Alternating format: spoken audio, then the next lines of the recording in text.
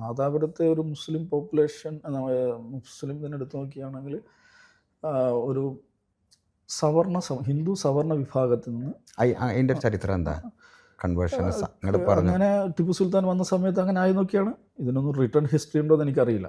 പൊതുവെ ഞാൻ അവിടുത്തെ മുതിർന്ന ആളുകളിൽ നിന്ന് കേട്ടിട്ടുള്ള ഒരു സംഗതിയാണ്.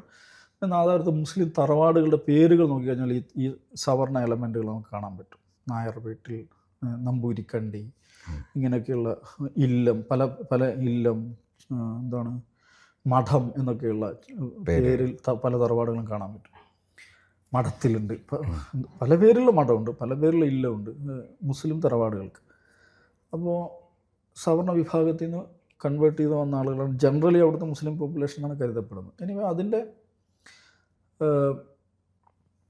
ആ ഒരു ആഢ്യത്വത്തിൻ്റെ ശേഷിപ്പ് ഇവർ മുസ്ലിങ്ങളായതിനു ശേഷം ഉണ്ടായിരുന്നു. അപ്പോൾ അത് തൊഴിലാളികളായുള്ള ഇവരായിട്ട് ഉള്ള ബന്ധത്തിൽ അതിൻ്റെ അതിലൊരു ചെക്കൻ വിളി, ചെക്കൻ വിളി, പെണ്ണുവിളി.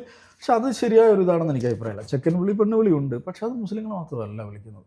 എന്താ അവരിപ്പോൾ തീയ വിഭാഗത്തിൽപ്പെട്ട ആളുകളും അവരുടെ ഇപ്പോൾ അതേക്കുറിച്ച് അവിടുത്തെ ലീഗ്, മുസ്ലിം ലീഗിൻ്റെ അവിടുത്തെ ഒരു കമ്മിറ്റി ഇറക്കിയ ഒരു സുവനീർ, ഒരു രസകരമായൊരു സംഭവം പറയുന്നുണ്ട്. എനിക്ക് തോന്നുന്നത് ഈ മടവമ്പോയിൽ ഇബ്രാഹിം സ്മരണിക എന്നാണ് എൻ്റെ ഓർമ്മ.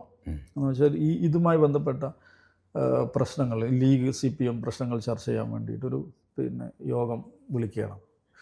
അപ്പോൾ അവിടെ ഈ ലീഗിൻ്റെ നേതാക്കന്മാർ വരുന്നു.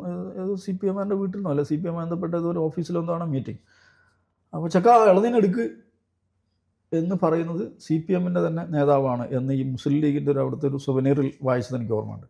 എന്നാൽ അത് എന്തോ മുസ്ലിം ലീഗുകാർ അല്ലെങ്കിൽ മുസ്ലിങ്ങൾ മാത്രം വിളിക്കുന്ന ഒരു പ്രയോഗമാണ് എന്ന് എനിക്ക് അഭിപ്രായമില്ല. അത് ശരിയായൊരു പ്രയോഗമല്ല.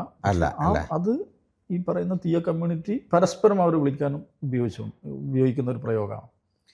അപ്പോൾ അതാണ് ഇതിന് കാരണം എന്ന് പറയുന്നത് ശരിയല്ല. പക്ഷേ അതേസമയം ഈ ഒരു ആഢ്യത്വത്തിൻ്റെ പ്രശ്നം അവിടെ ഉണ്ടായിരുന്നു. അതിനോടുള്ള സംഘർഷം, അതിനോടുള്ള ഒരു എതിരിടൽ എന്നുള്ള നിലയിൽ കൂടെയാണ് കമ്മ്യൂണിസ്റ്റ് പാർട്ടി CPIM വളർന്നു വരുന്നത്. അപ്പോൾ അതിൻ്റെ ചരിത്രപരമായ കാരണമാണ്.